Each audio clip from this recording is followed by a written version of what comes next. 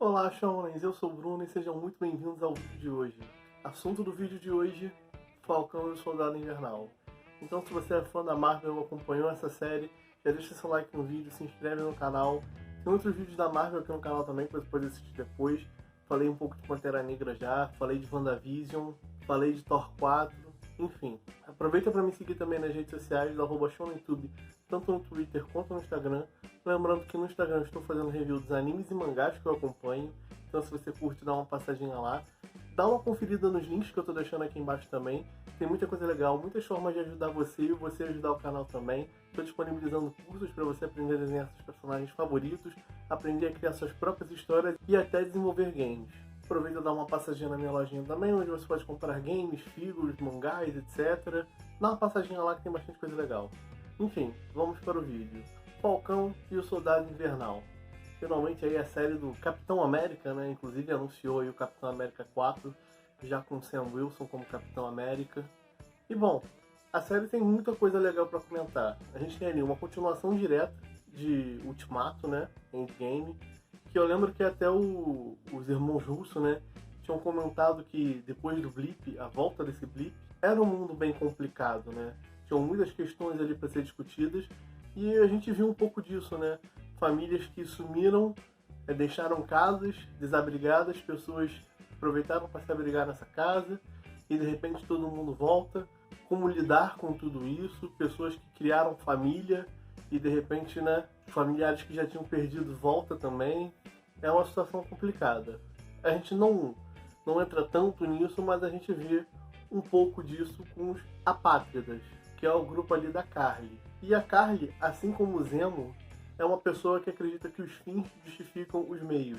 Essa aí é uma frase de Maquiavel, inclusive é do livro que o Zemo estava lendo, se eu não me engano, né? É o Príncipe. E isso diz muito sobre como essas pessoas agem. Elas têm um objetivo e elas não se importam em como atingir o objetivo, contanto que elas cheguem lá. A gente tem ali também a presença do Mercador do Poder, que não é ninguém menos do que a Sharon, né? A Sharon Carter, Agente 13. Foi uma das revelações da série. Temos ali a Val, uma possível Madame Hydra, não sabemos ainda.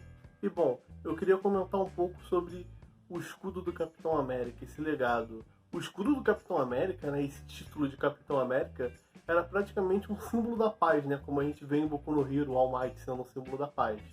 É basicamente a mesma coisa. É um legado, é um símbolo que dá conforto para a nação. Um dos apátridas chega a falar para Carly que era um fã do Capitão América e pensou que nunca encontraria alguém como ele até encontrar ela. Ela, que é uma das antagonistas do seriado. Mas na visão dele, ela era alguém que entendia a dor dele. E é isso que um Capitão América, né, na visão do mundo, deveria fazer. Era alguém que entendesse a dor de todos. E realmente era o que o Steve fazia. Um dos grandes diferenciais do Steve não era a força física dele, era a empatia que ele tinha com todos. Característica que tem também no Sam.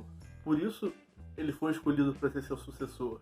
Mas antes de eu falar um pouco mais do Capitão América e o Sam, eu quero falar de outros dois personagens, o Buck e o Walker.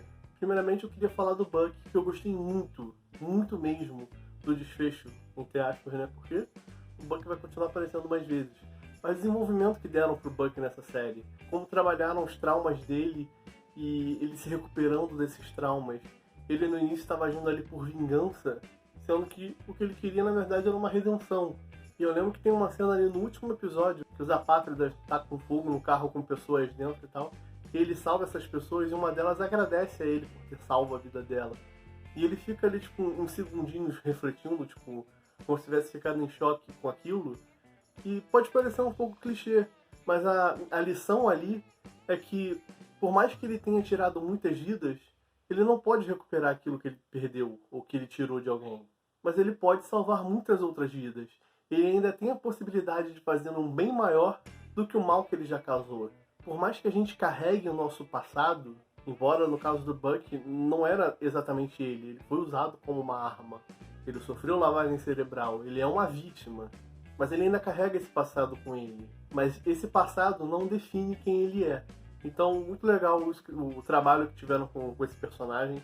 Achei muito da hora. Eu gosto pra caramba do Soldado Invernal, é um dos meus personagens favoritos da Marvel. muito até por causa da história dele, né? Eu geralmente gosto muito desses personagens que fazem a transição de vilão para herói. Outro personagem que eu queria citar é o Walker, né? Outro personagem muito bem trabalhado. Ele foi escolhido ali para ser o Capitão América por honras que ele teve como militar. Ele cita, né, que tem algumas medalhas e isso com certeza pesou para ele ser o Capitão América, né?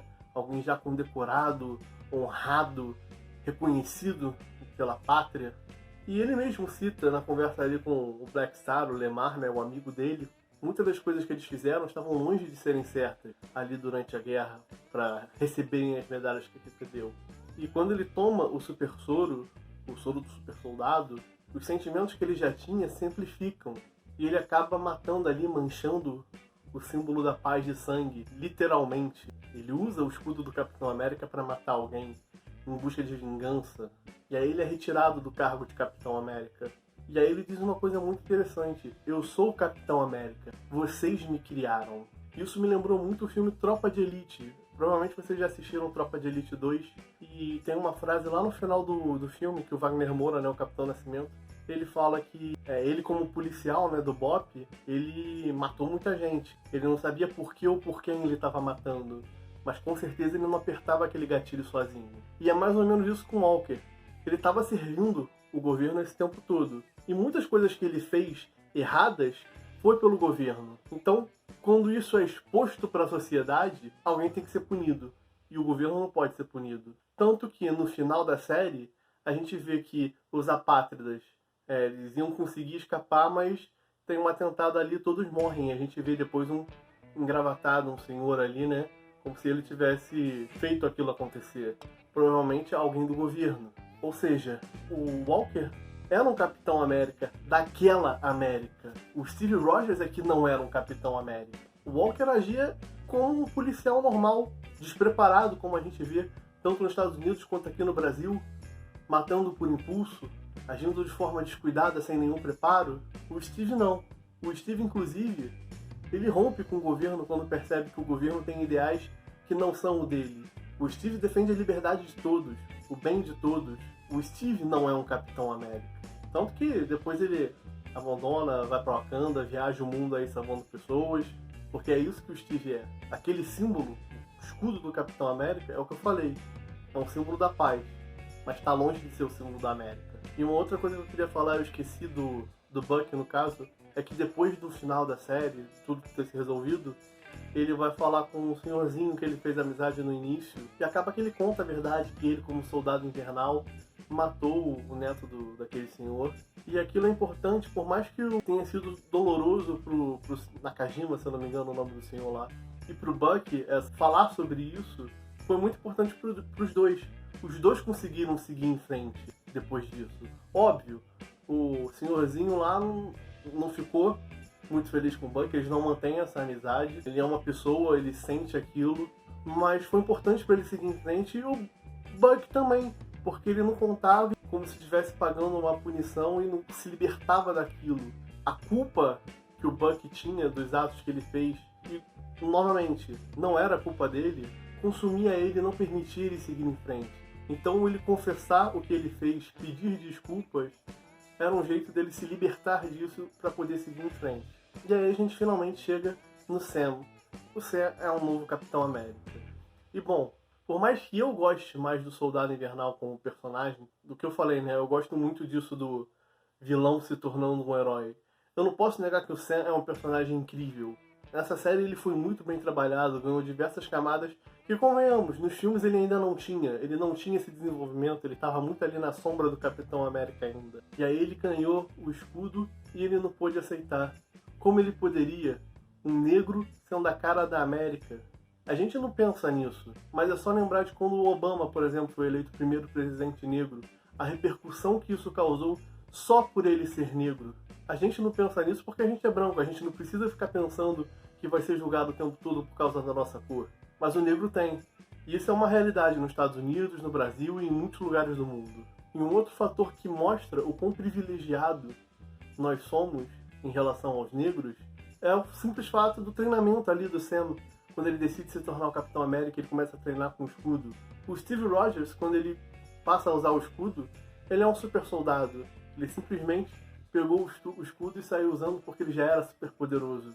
O Bucky, por mais que ele não tenha sido um Capitão América, ele usou ali o escudo algumas vezes, em parceria com o Capitão e tal, também era um super soldado.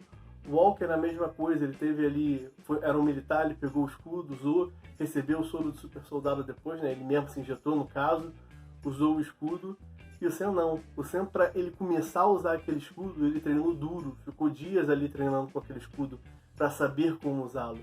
E isso mostra, né? Eu não sei se foi proposital, eu acredito que sim, né? Mas a diferença do que o negro tem que fazer para chegar aonde o branco chega sem ter que fazer a mesma coisa. Chega lá simplesmente por ser branco, já tem seu lugar garantido. E a gente vê um pouco mais disso sobre a história dos negros sendo apagados com o Isaiah, o antigo Capitão América Negro, o Isaías, né? Vamos brasileirar. Que ele salvou os seus amigos que foram cobaias e poderiam ser usados como provas dos experimentos que o governo estava fazendo. Novamente, o governo errado, querendo encobrir o que ele fez. Mas o Isaías foi lá e salvou os amigos dele, não provas, amigos dele. E aí ele foi apagado, foi usado como experimento, torturado. E aí no final da série, ele ganha um memorial graças ao Sam, a história dele como um Capitão América, primeiro Capitão América negro. E isso é um pouco de retratação histórica, porque quando a gente sai da escravidão, a gente escravizou os negros, nos Estados Unidos isso também aconteceu, do dia para a noite acabou a escravidão, mas e aí? O negro estava em pé de igualdade com o branco? Não era assim. Então isso tem uma herança histórica muito grande. O negro sempre sai na desvantagem devido à história. E até os grandes negros, a gente tem, por exemplo, Machado de Assis, brasileiro aqui, né, que eu acho que todo mundo conhece, que era um negro, mas nas fotos ele sai mais esbranquiçado, essa coisa de apagar a história da cultura negra, porque só tem valor se for branco. O próprio Jesus, por exemplo, Jesus nasceu em Israel. Israel, as pessoas não são brancas como de olho claro, como a gente vê o retrato de Jesus, por exemplo. Todo mundo conhece o retrato de Jesus.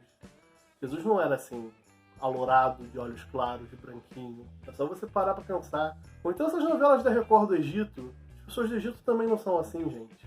Esse padrão, não americano no caso, mas europeu, no caso de Jesus, então, era ali a época do Império Romano. Eles pegaram um símbolo e botaram a cara da Europa. Isso era óbvio para eles fazer isso. E isso perpetua até hoje. E a série encerra ali praticamente com o discurso do Sam, sobre tentando ali abraçar as minorias. E por mais que ele tenha falado algumas coisas que talvez não dê para fazer no mundo real, naquela situação do governo bancar tudo para salvar todo mundo, ajudar todo mundo, talvez seja utópico, talvez não dê, e ele mesmo diz que ele realmente não entende e que é complicado. Mas a gente precisa se perguntar o porquê, como ele diz. Não é só olhar e julgar bandido, marginal, terrorista, refugiado. Tem que perguntar o porquê. Tem que enxergar a raiz do problema e combater essa raiz. Como o próprio preconceito. Por que temos o preconceito? A gente volta lá na história que eu falei, a escravidão acabou e todo esse problema é uma herança que a gente tem e está nos dias de hoje. Então essas mensagens de Falcão e Soldado Invernal foram muito boas. É uma série que eu gostei bastante. E eu tô até um pouco surpreso da Disney ter trabalhado tudo isso. Mas enfim, e eu não tenho mais o que falar, foi isso. Eu espero que vocês tenham gostado, pegado essa mensagem. Eu não sou negro, não sei se é meu lugar de fala, mas eu acho que quando essa mensagem tá aí, a gente tem que passar para o maior número de pessoas, independente de quem você seja. Se você gostou, dá like no vídeo, se inscreve no canal, me segue nas redes sociais, @show no YouTube, e até a próxima.